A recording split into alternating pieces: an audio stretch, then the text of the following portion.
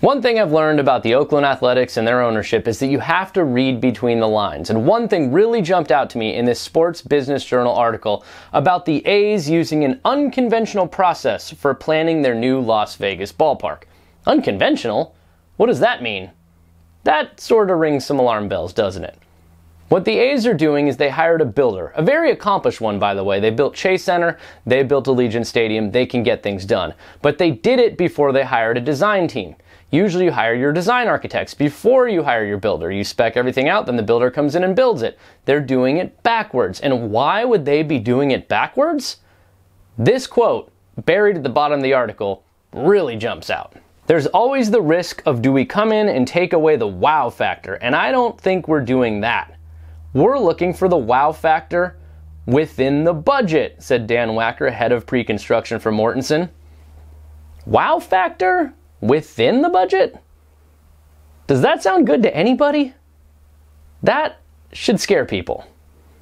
And based on the A's ownership's track record, lack of spending, cutting corners, that quote right there, wow factor within the budget, is not exactly a ringing endorsement for me on this Las Vegas ballpark. So now what they have is a competition between two design architects. They're going to choose one.